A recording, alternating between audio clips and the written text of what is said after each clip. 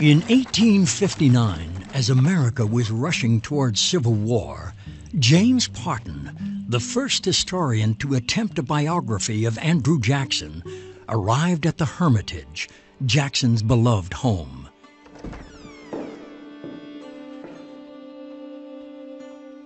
He was escorted through the mansion by Hannah Jackson, who had been Andrew Jackson's slave from the time she was 10 until Jackson died.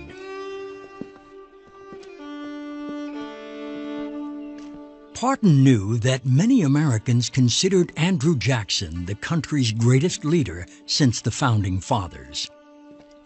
Parton wrote, "During the last 30 years of his life, he was the idol of the American people.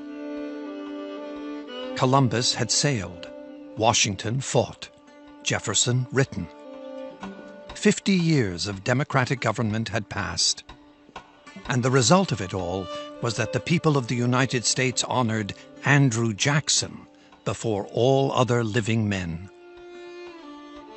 Andrew Jackson, in my mind, is one of the great presidents.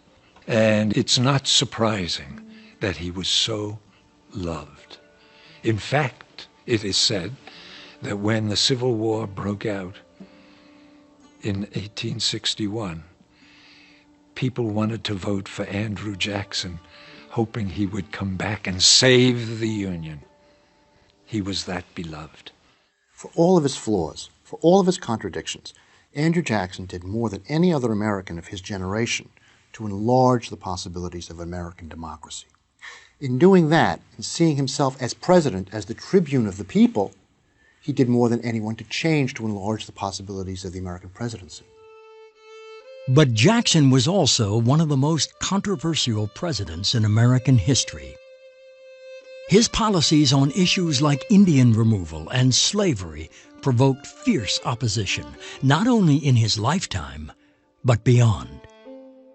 Andrew Jackson, for African Americans, is not the sort of figure that one holds very dear.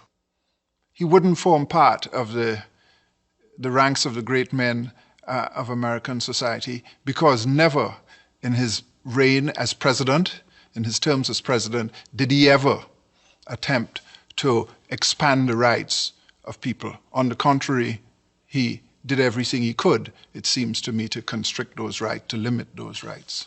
People talk about Andrew Jackson's black moods. People talk about Andrew Jackson's red-hot temper. But the color of this story is green, and it's the green of envy. And it's the green of coveting Indian lands. At the Hermitage, Parton discovered a portrait of Jackson finished just before he died. It was completely unlike the many heroic portraits of the great man, and the vulnerability it captured brought to life Parton's most insightful description of Jackson. He was a democratic autocrat, an urbane savage, an atrocious saint. Americans have always looked at Andrew Jackson and seen themselves. But over the years, they've looked at Andrew Jackson and seen different versions of themselves. At one time, they saw the frontiersman, the poor boy made good, the classic self-made man. Today, some Americans look back at Jackson and they see the slaveholder, the Indian oppressor, even the Indian hater. So the debate about Andrew Jackson is a very contemporary one. He's an inescapable, quintessential American, but of what kind? Is he a man whom we should admire, or is he a man whom we should despise? Is he a man whom we should celebrate, or is he a man for whom we should apologize?